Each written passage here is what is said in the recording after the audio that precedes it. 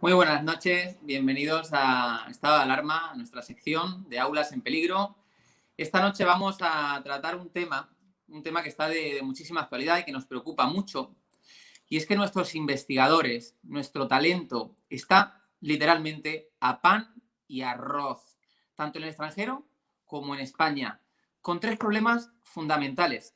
No les llegan las ayudas en tiempo que necesitan para mantenerse estudiando fuera, que llegan tarde y que hacen que algunos hayan tenido que abandonar esa tarea investigadora, que algunos ni siquiera se hayan podido ir a las universidades de destino o que los que están allí estén con el frigorífico vacío. Pero además comentaremos esta noche con dos invitados de lujo otros temas que afectan también a los investigadores universitarios, a nuestros doctorandos, a nuestro, como decía antes, a nuestro talento. Y son que no hay un acuerdo claro en cuanto a las indemnizaciones, que hace que una vez que se van, pues tengan ese tratamiento de profesor o de trabajador en formación y que no permiten que tenga una indemnización equiparada a la de un contrato de obra, cuando realmente están haciendo ese tipo de trabajo. Y además las prórrogas. Hay un problema gravísimo del que nos van a hablar con las prórrogas para el doctorado, para la tesis, que además provoca que mañana haya una manifestación muy importante convocada por FPU Investiga. Pero bueno, en todo caso, que nos lo cuenten los invitados que tenemos esta noche, que son María Jesús Moro, portavoz del Partido Popular de Universidades en el Congreso de los Diputados, a la que doy la bienvenida, y que son Alejandro Gutiérrez, doctorando de la Universidad de Santiago en química bióloga, y que se van unos días para Alemania, que también tiene esa incertidumbre de qué va a pasar con el dinero. Por ahora te entiendo que te habrás tenido que pagar, Alejandro, todo de tu bolsillo, ¿no? Sí, hasta el momento todo lo que tiene que ver con vuelos, con PCR, con la estancia allí para la cuarentena de entrada, el alojamiento en el que voy a estar, todo eso va por el momento de mi bolsillo, sí. Entiendo un poco preocupado, ¿no? Por la situación. Sí, sin duda, porque los retrasos estos vienen acumulándose desde el año pasado y bueno, todavía a día de hoy no sabemos, es decir, yo me voy el día 25 y a día de hoy todavía no sé si me van a conceder esa ayuda para poder realizar la estancia. Bueno, María Jesús, no solamente es el caso de Alejandro, a vosotros os está llegando muchísimos casos más de universitarios que están en la misma situación, ya no universitarios, doctorando, o sea, nuestros investigadores, ¿no? De alguna manera nuestro talento un poco. ¿En qué situación se encuentran?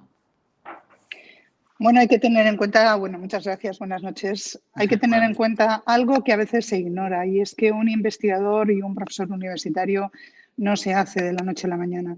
Luego, si no cuidamos a nuestra cantera, aquellas personas que ya con muchas dificultades deciden afrontar la carrera investigadora y a las que le pedimos una trayectoria donde tienen que formarse, pero tienen que ir demostrando a cada paso que la formación la hacen bien, que se internacionalizan, es decir, que entran en los equipos en otras universidades, en otros grupos de investigación fuera de España, y no les facilitamos la tarea, pues indudablemente esto acaba con la investigación. No somos eternos y, por tanto, las personas en la universidad, en los grupos de investigación, vamos cumpliendo años y el relevo generacional no se puede improvisar. Tenemos desde hace muchos meses ya la denuncia de las distintas asociaciones de investigadores y nosotros ya planteamos nuestro apoyo como grupo en los presupuestos generales del Estado para una modificación de la ley de ciencia que ellos venían promoviendo en relación a esas prórrogas, en relación a las indemnizaciones contractuales. En España hemos ido pasando gradualmente de becas a contratos, pero no se ha acabado de afinar las condiciones que tienen que tener estos investigadores y, por tanto, lo menos que le podemos facilitar es un estatus digno, que no es un estatus digno, una posibilidad de planificar su carrera y una estabilidad como puede tener cualquier otro trabajador, y también que al final, al terminar su contrato, se le respeten las mismas condiciones. Parece realmente lamentable que se encuentren con una situación, con la peor condición cuando terminan su contrato en este momento. Por lo tanto, se están uniendo estos retrasos que estaba comentando el doctorando que nos está hablando, retrasos que llevan a una situación incalificable, y es que esté abierto el plazo para la convocatoria 2021 de estancias breves en el extranjero, que nuestros doctorandos tienen que cubrir para ir justificando esas etapas con una calidad en su formación, y que ni siquiera se han resuelto las del 2020. Que en los presupuestos nos negaran esa intermediación que hicimos varios grupos para presentar la modificación a la ley de la ciencia en relación a las indemnizaciones, y que nos vetaran tanto los grupos de gobierno, PSOE y Podemos, en el Congreso como en el Senado, que ni siquiera querían dejar debatir las enmiendas. Y por último, otro tema que has planteado y que es igualmente importante: estamos ante una incertidumbre, ante muchos anuncios de galería, pero la incertidumbre que tienen sobre sus prórrogas. Si a eso le unimos que los plazos en relación a las convocatorias de investigación que hace la agencia ha dejado a muchos grupos con un vacío durante meses, pues tenemos que hacernos la pregunta: ¿cómo queremos que avance la ciencia? Demasiado bien, demasiado generosamente lo están haciendo nuestros jóvenes investigadores y nuestros investigadores senior, pero esto no puede aguantarse. La planificación, la coordinación entre ministerios tiene que hacerse. Es importantísimo porque, evidentemente, no solo están salvándolo los investigadores con sus propios recursos, sino que hay que tener en cuenta que estamos dando una imagen penosa. Ellos piden ir a una universidad extranjera, la universidad extranjera les admite, no han podido materializar su estancia porque no tienen la cobertura, y si no tienen la cobertura es algo que hacen voluntariamente, no es algo que tiene el amparo de una convocatoria dentro del sistema de ciencia, ¿no? Por tanto, creo que sus reclamaciones son justas. No entendemos los retrasos, no los entendemos, y más en un momento en el que a los investigadores les tenemos que dar un refuerzo extraordinario por la situación en la que vivimos y por las dificultades que tienen. Y además que el hecho de, y Alejandro también estaría de acuerdo conmigo, el hecho de poder ir al extranjero a hacer una estancia habilita, por ejemplo, algo tan importante como a la mención internacional en la tesis, ¿no? En el doctorado. Pero además, aparte de la mención, acredita y dignifica y llena de riqueza a ese investigador que se va al extranjero, a todo nuestro talento, a toda nuestra ciencia, ¿no? Vosotros, cuando obtenéis una beca de FP1, una beca del ministerio, podéis acceder o podéis por lo menos concursar a esa ayuda, y concursáis entendiendo la legalidad de las mismas y que va a haber un dinero efectivo, ¿no? ¿Qué pasa? Que si ese dinero no llega o llega tarde, pues crea un prejuicio de compañeros vuestros pues que han tenido que abandonar, algunos que no se han ido porque no se han fiado. Por ejemplo, tú contabas tu caso: me voy a ir en unos días. Bueno, igual puedes intentarlo con el miedo, pero es que va a haber gente que ni siquiera lo pueda intentar, y como decía María Jesús, es la renovación, es nuestro talento, ¿no? De alguna manera, el que nos está cuidando. Aparte de tu caso, Alejandro, hay muchísimos más. Tenemos 2 vídeos que nos han llegado de compañeros vuestros, que son Jesús Alcázar, biólogo marino, que está en Noruega. Noruega, sí. Y además nos ha dicho literalmente que está a pan y arroz, o sea, está viviendo con 50 euros semanales, ahora lo veremos en el vídeo que nos han mandado, y de Isabel Ezquerra, que es ingeniera de la Universidad de Zaragoza, que está ahora en Oporto. No sé si pueden entrar los vídeos para que los veamos. A ver. Yo me encuentro en Noruega, vine el 8 de enero. Y bueno, aquí por las reglas relativas a la pandemia del coronavirus, por ejemplo, me tuve que hacer una PCR antes de venir y después, y tuve que estar 10 días de cuarentena en un hotel especializado, el cual tuve que pagar yo de mi bolsillo, como los billetes de avión y el resto de la estancia por ahora. Me encuentro ahora mismo en un pequeño estudio que he podido alquilar por unos 1.200 euros al mes. Y es una situación muy precaria, ya que incluso, bueno, este es uno de los países más caros del mundo, la compra es muy cara. En general, pues con compra de supervivencia de pasta, arroz y alguna cosa congelada para comer algo distinto que pueda ir comprando, el mínimo es de todo eso es como 50 euros a la semana aproximadamente, aunque generalmente es más el seguro que me he tenido que hacer de viajes, más todo el resto de gastos asociados. Por lo tanto, es una situación preocupante. Yo estoy usando pues todos los ahorros que tengo de estos años trabajando y bueno, igual llegará el punto que tengo que pedir ayuda económica a mi familia, yo que me lo puedo permitir, pero esto no debería ser así. Y aunque se resolviese la convocatoria ya mismo, gran parte del daño está hecho, por eso hay mucha gente que ha tenido que cancelar la estancia y aunque a mí me digan que ahora me van a dar el dinero, eso va a tardar tiempo en materializarse. Yo ya estoy haciendo un gran esfuerzo económico y por no hablar del personal, ya que esto es... Bueno, fijaros la importancia de lo que ha dicho, que aunque la ayudas, porque parece ser que, bueno, que el ministro está estos días, ¿no?, dando un poco de vueltas, parece ser que quiere pagar ya de una vez por todas, ella que se le echa encima además otra convocatoria, pero fijaros lo que dicen, que aunque las ayudas llegaran hoy, aunque llegaran mañana, no vienen ahora a resolver nada. O sea, bueno, evidentemente que es una ayuda, pero es que ya hay gente que ha perdido su futuro por no haber accedido a ese dinero. Y luego te quería preguntar, Alejandro, si ya la ayuda de por sí no es cuantiosa, ahora se suma el COVID. O sea, ¿tú has tenido que hacer gasto extra en PCR, entiendo, para irte? Sí, para irme necesito tanto una PCR aquí en Santiago, en la Universidad de Compostela, es decir, en Santiago, y después al llegar a Alemania, en Düsseldorf, me tengo que hacer otra. Además de que tengo que, al igual que el compañero, también tengo que ir a un sitio especializado para poder pasar la cuarentena antes de poder incorporarme al centro de investigación. Y todo eso sale de mi bolsillo y no es una cosa que, por ejemplo, esté contemplada dentro de la propia convocatoria, con lo cual no son gastos adicionales que se puedan solicitar. Pero, Alejandro, ¿cuánto estimas tú ahora mismo, ¿no?, que te puede costar más estos gastos extras por la pandemia, que te puede costar este primer mes que vas a pasar allí en Alemania? Yo tengo aquí, hice unos pequeños cálculos y son viaje 200 euros, PCR 200 euros, el alojamiento, los primeros días he conseguido uno barato, pero siguen siendo otros 200 euros. El alojamiento después allí, el primer mes, son 600, ya vamos por 1.200 euros. Y eso sin contar de que yo dejo aquí un piso que sigo pagando con unos gastos que tengo que seguir haciendo porque tengo todas mis cosas aquí y por 3 meses no voy a abandonar un piso. En total estaríamos hablando de tengo aquí calculado unos 1.680 euros sin contar comida. Y yo cobro 1.250 ¿La ayuda? ahora mismo. La ayuda sí sería de 1.200 euros, que conjunto a mi sueldo sí me permitiría hacer frente a todos estos gastos. Pero claro, por el momento no sé si me la van a conceder y bueno, aunque como el compañero, el primer mes posiblemente no reciba la ayuda. Sí. Bueno, yo fíjate, María Jesús, que nos está escuchando, acaba de decir una cifra que realmente no se puede pasar por alto, que es alarmante. 1.200 euros es lo que cobra un investigador. La carrera universitaria...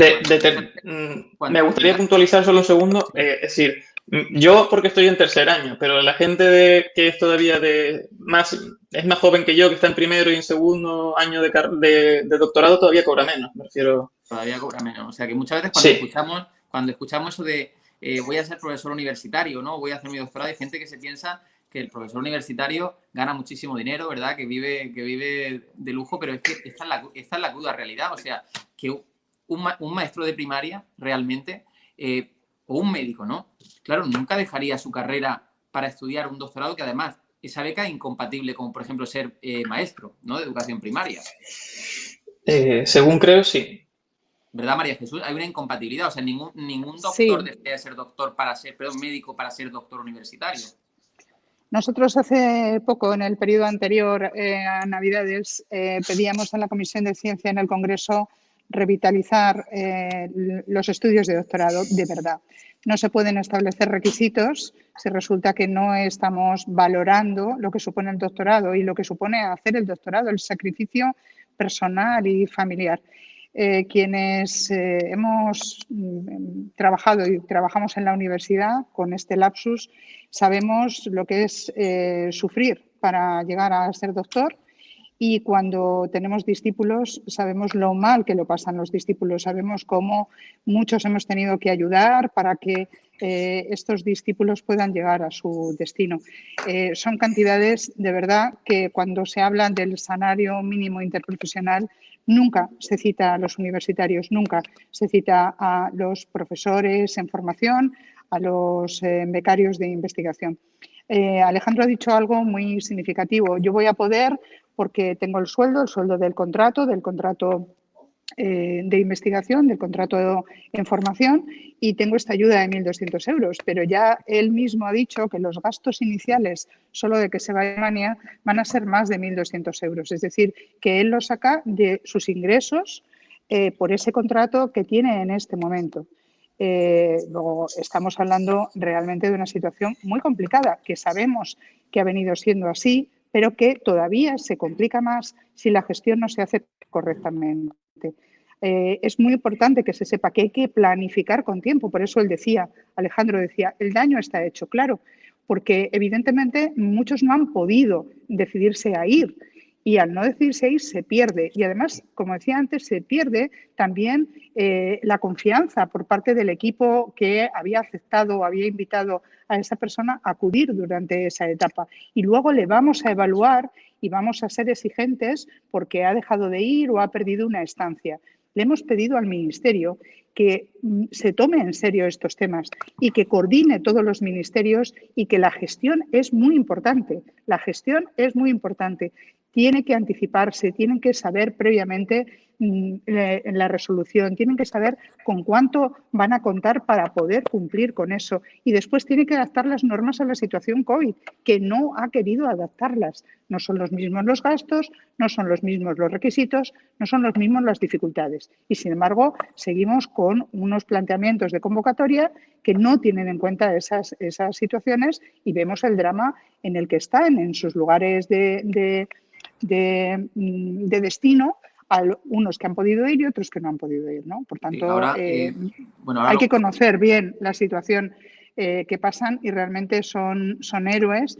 Y hace poco, y termino con esto, yo escuchaba a algunos de los investigadores que están ahora en el tema de las vacunas, ¿no? Y les decimos, España no progresa, España no acelera la vacuna.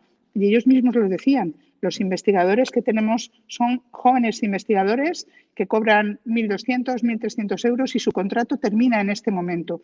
Todos ellos, los que están en esos grupos de vacunas, terminan su contrato, o prácticamente todos ellos, según decían los investigadores principales, y no saben qué va a ocurrir, ¿no? Esa es la situación real que no se quiere conocer, y hay que conocerla. Totalmente, la verdad que es vergonzosa, y como acabas de decir, le están poniendo dinero encima. Tenemos también otro vídeo, no sé si puede entrar, de una chica, se llama Isabel Ezquerra, que está en Oporto y que también está en una situación muy parecida. No sé si lo tenemos por ahí el vídeo. Aquí en Porto, el alquiler de un estudio de unos 35 metros cuadrados supone un costo de 500 euros mensuales, sin incluir los gastos ni la tasa municipal, que en un mes de invierno podrían ascender a los 100 euros. La compra semanal para una persona ronda pues, los 30 o 40 euros en el supermercado y el abono de transporte supondría otros 30 euros mensuales. Con la ayuda a la que opto por ser contratada en CPU, estaríamos hablando de un importe de 960 euros al mes para el país de Portugal, que bueno, más o menos daría efectivamente para cubrir los gastos de manutención, y los gastos de viaje irían aparte. Lo que pasa es que esos gastos de viaje no incluyen ahora pues, pruebas de diagnóstico, que no ha sido mi caso para venir aquí, pero a la vuelta podría tener que realizarlas, y en caso de otros muchos compañeros sí que ha sido necesario. Bueno, pues una situación muy parecida a la anterior y a la que nos contáis. Fijaros que dentro de la carrera académica, hacer un doctorado ya es prácticamente llegar casi a lo más alto, ¿no? Y sin embargo estamos escuchando testimonios que quien nos escuche, si fuera mucho más joven, ¿no? Diría, ¿para qué voy a hacer un doctorado? ¿Para qué voy a investigar? O sea, si es que voy a pasar realmente estas penurias, voy a pasar hambre, ¿no? Pero además, en ese sentido, es muy importante porque estáis mal pagados, tenéis ayudas que son poco cuantiosas para realmente lo que aportáis a la ciencia, lo que aportáis a la investigación, pero encontráis también, que hablábamos al principio, Alejandro, con el problema de las indemnizaciones. O sea, es que ni siquiera se os reconoce, pese al trabajo que hacéis, se os reconoce como un contrato de obra, sino como un contrato casi información, que pese a que hay formación, realmente no es así, ¿verdad? Efectivamente, es decir, nosotros no pedimos más es decir, nosotros no nos consideramos mejores que cualquier otro tipo de trabajo, ni nada por el estilo, pero solo pedimos aquello que consideramos que es de dignidad, aquello que cualquier otro trabajador tendría si no fuese un investigador, como puede ser, por ejemplo, una indemnización por finalización de contrato. A nosotros no se nos da esa indemnización porque, según la jurisprudencia del Tribunal Supremo ahora, no está articulado en la ley de ciencia el contrato predoctoral y dice que legalmente lo que más se le asemeja es un contrato en formación, que no es una realidad, aunque esto sea para conducir a un título académico como es el doctorado. Porque nosotros trabajamos, es decir, es un trabajo. Yo trabajo 8, 9, 10 horas, depende del día, porque al final también es un trabajo sacrificado y hay experimentos que tienen un tiempo determinado y no podemos acortarlo. Y es un trabajo, es decir, pero sin embargo no se nos reconocen algunos derechos que sí que tendría cualquier otro trabajador. Sí, además creo que ha sido el Tribunal Supremo hace muy poquito en una de sus resoluciones, sentencias, ¿no? El que así lo ha establecido, ¿no? El que no tengáis esa, esa... Sí, lo que decía... No, bueno, dímela tú, que la conoces. Sí, no, que lo que decía el Tribunal Supremo es que no está articulado dentro de la ley de ciencia y que hace falta que se articule. De hecho, antes María Jesús lo estaba comentando de que en la votación de los presupuestos el Grupo Popular y otros grupos parlamentarios también presentaron esas enmiendas para que se incluyera esta reivindicación y se pudiese articular, que se pudiese dar respuesta a toda esta gente que va a acabar un doctorado y que, como cualquier otra persona que acaba un contrato, en este caso no va a tener acceso a esa indemnización por finalización de contrato. Sí, pues mira, María Jesús, que conoce muy bien el tema, que además lo ha estado llevando, y además de ser la portavoz de la Universidad del Partido Popular, es profesora titular de Derecho en la Universidad de Salamanca. María Jesús, cuéntanos esa parte legal, qué ha pasado en los tribunales y luego qué ha pasado en el Congreso. Bueno, lo que sucede es que lo decía antes muy rápidamente al principio, hemos pasado de una situación de becas en el periodo de doctorado a una progresiva incorporación a lo que sucede en otras democracias asimiladas a la nuestra, y es que tengan la consideración de contratados, porque, como bien decía Alejandro, es verdad que hay una parte de formación importantísima, hay una formación, una etapa superior para un grado superior, pero ellos, si están en universidades, dan clase.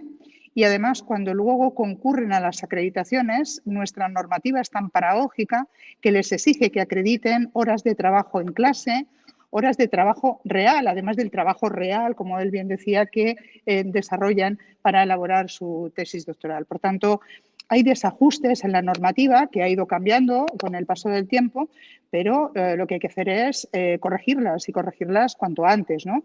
Y efectivamente llevamos demasiado tiempo en periodos políticos bueno, pues anómalos, pero lo cierto es que el gobierno socialista lleva ya 2 años en el gobierno, con distintas etapas, y ha dejado paralizadas reformas que estaban preparadas y compromisos para que esto se regulara. Por tanto, igual que se hicieron algunas modificaciones que son muy criticables por pactos, se omitieron compromisos tan importantes como este, que es que los contratos se clarifiquen y se clarifiquen en la ley de ciencia para que puedan tener los derechos correspondientes, entre ellos la indemnización por finalización de contrato, ajustados a lo que realmente ellos desempeñan, ¿no? Que no es el contrato de formación general de los estatutos de trabajadores.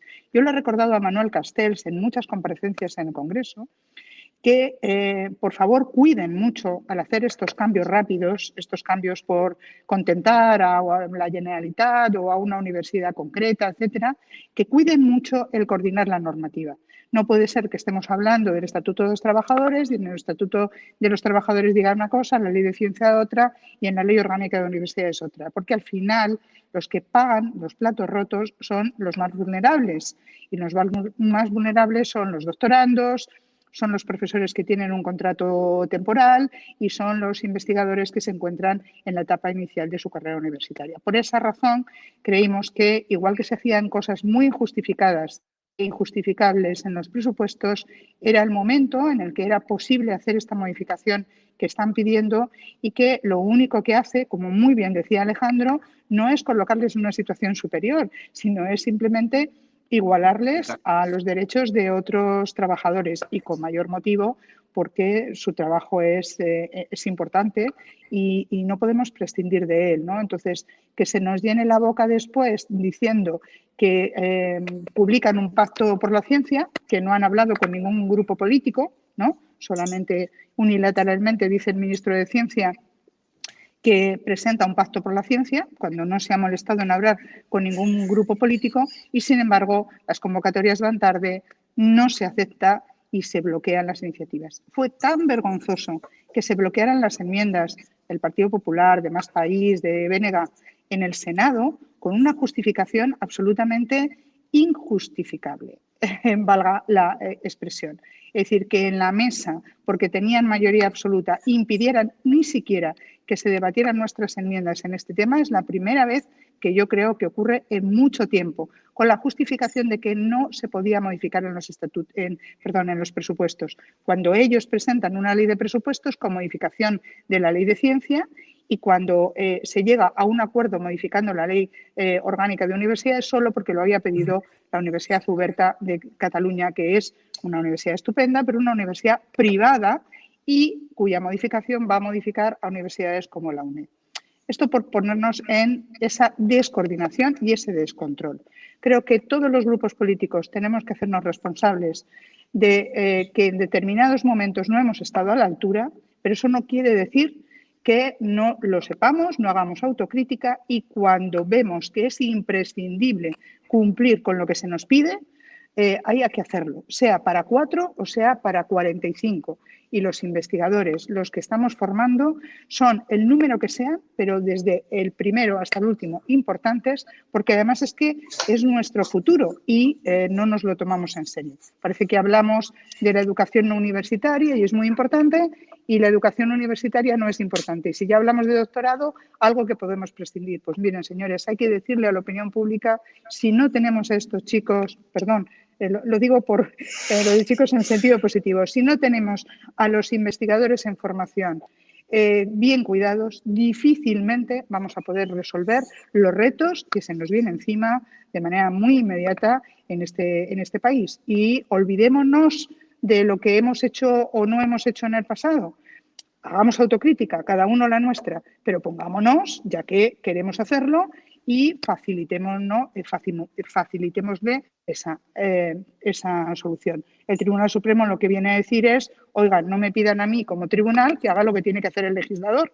Y lo triste es que el legislador hemos querido hacerlo desde distintos grupos políticos y no nos ha ayudado el ministro de Universidades, no nos ha ayudado el ministro de Ciencia, y el PSOE y Podemos lo han bloqueado tanto en el Congreso como en el Senado. Una pena, de verdad. Por eso seguimos con todas las iniciativas que podamos para ayudar y que esto termine, esta injusticia termine cuanto antes en todo lo que se ha puesto, bueno, pues sobre la mesa, que está perjudicando a nuestros profesores en formación y a nuestros investigadores. Yo creo que está muy claro, y en ese sentido, Alejandro, a ti, bueno, y a todos los que estáis en la misma situación, nos decimos que estado de alarma de la misma manera también va a estar con vosotros. Queremos hacer toda la presión que podamos para que os resuelvan la situación y que tengáis, evidentemente, las mejores garantías, las mejores condiciones. Bueno, formasteis una asociación, FPU Investiga, ¿verdad? Para un poco coordinaros, para hacer fuerza, para hacer presión. Mañana tenéis una manifestación virtual. ¿Cómo es eso? Sí, mañana a partir de las 12 del mediodía vamos a manifestarnos en general a través de Twitter con el hashtag prórrogas predoctorales ya, para poder denunciar tanto la situación que estamos viviendo con las estancias, el retraso de estas ayudas para poder irnos de estancias de investigación, así como el retraso en las prórrogas de los contratos. Es decir, porque una cosa que no hemos hablado mucho, pero que también era importante, es el hecho de que hay gente que termina el contrato mañana y todos los meses que hubo de parón de COVID, como consecuencia de la pandemia, el estado de alarma el año pasado, pues se había prometido unas prórrogas, lo han prometido varias veces a través de varios medios, Twitter, en comparecencias, etcétera, pero que todavía no se ha materializado. No tenemos todavía las prórrogas, gente termina el contrato en un mes, en 2 meses, y va a tener que terminar de escribir la tesis y defenderla en el paro. Fíjate, bueno, no sé si María Jesús quiere comentar también algo sobre esto, sobre las prórrogas, que hemos dicho al principio que íbamos también a hablar, y ya pues casi no hemos comido el tiempo, pero María Jesús. Sí. En parte lo comentaba, es decir, los propios investigadores principales, no porque sea la única situación, es la situación de todos, pero de vacunas que ahora están a la luz pública permanentemente, lo denunciaban. Quienes están trabajando, haciendo el trabajo duro con ellos, son personas a los que se les va a acabar el contrato y no tienen la prórroga anunciada y prometida, creo, me corrige Alejandro, en el mes de junio. Nos hemos interesado por ello, hemos preguntado, hemos dicho cuál es la razón. Y, sin embargo, lo único que se hace es esta propaganda sobre un supuesto pacto por la ciencia. Si es que el pacto por la ciencia, yo, en nombre de mi grupo, lo firmé con los jóvenes investigadores ya hace un tiempo. Lo tenemos en nuestro programa electoral. No se trata de eso. Se trata de que nos pongamos de acuerdo, porque lo que se pretende con el pacto con la ciencia es que haya una estabilidad en el tiempo, sea quien sea el partido que esté en el gobierno en un momento determinado. Claro, lo que no puede ser es que aparezcas ahí con una propaganda porque un medio de comunicación insta unas firmas con las que estamos de acuerdo, lo apoyamos todo, pero luego tiene que tener contenido. Y eso hay que hablarlo con los grupos. El ministro Duque no viene a comparecer, al ministro Castel hay que prácticamente mandarle a alguien para que venga a comparecer al Congreso y podamos hablar, y la Comisión de Ciencia nos cuesta muchísimo que se reúna, ¿no? Con lo cual, por supuesto que este es un tema elemental. Si este tiempo, además, que estamos en pandemia, ellos han tenido todo su arrojo para poder trabajar, hemos pedido que se les considere personal esencial a los investigadores. Una y otra vez lo pedimos. Y parece mentira que en un momento como este el personal investigador no sea esencial. Y cuando ha habido confinamiento domiciliario, ellos no podían ir a los laboratorios a trabajar, que no tengan posibilidades de movilidad en un momento determinado. Es decir, ese terminar sin perspectiva de una continuidad en los contratos es esencial. De la misma manera que antes decía, y me gustaría apuntarlo otra vez, el que se rompa temporalmente los calendarios de las ayudas de investigación porque la agencia y el ministerio no planifica bien, supone que los equipos se quedan a la mitad de su proyecto sin poder seguir. Y esto lo están denunciando investigadores senior también, porque indudablemente no puede decirse, no, pues ya que sigan ellos y ya veremos a ver cuándo se les paga. Esto no funciona así. Y estamos haciendo que no sean competitivos en el ámbito europeo, en el ámbito internacional. Y una ciencia que no es competitiva en el ámbito internacional va perdiendo. Por ejemplo, hace muy poco estábamos, a pesar de todas las dificultades, en el puesto número 10 en cuanto a los resultados científicos. Estamos bajando del ranking. ¿Es por culpa de nuestros investigadores? No, no. Es por culpa de quienes tenemos la responsabilidad pública de proporcionarles los elementos, el orden y la estabilidad. Por tanto, es muy importante que se tenga en cuenta que esas prórrogas son imprescindibles en este momento, que nos pongamos de acuerdo por cómo tiene que hacerse esa carrera investigadora y que no sea algo que se hace en despacho, se pacta y los interesados y los grupos políticos no sabemos nada, y que se cumpla. Si se promete, hay que cumplir. No puede esperarse un año más tarde, cuando ya llevan seis meses en el paro, pero sin paro, y los proyectos parados porque no hay esas dotaciones, ¿no? Y eso es lo que está sucediendo en este momento. Bueno, pues yo creo que está muy claro. No quiero robaros más tiempo. Alejandro, muchísimas gracias por haber accedido a estar con nosotros, por contarnos tu situación y ponernos al día. Y muchísimas gracias, María Jesús, también por aceptar siempre nuestra invitación. Es un placer para nosotros tenerte en el programa. A los dos, muchas gracias. Mantenernos al tanto de lo que pase, que ahí estará también estado de alarma para cubrirlo y para daros voz. Muchísimas gracias. Muchísimas gracias. Gracias.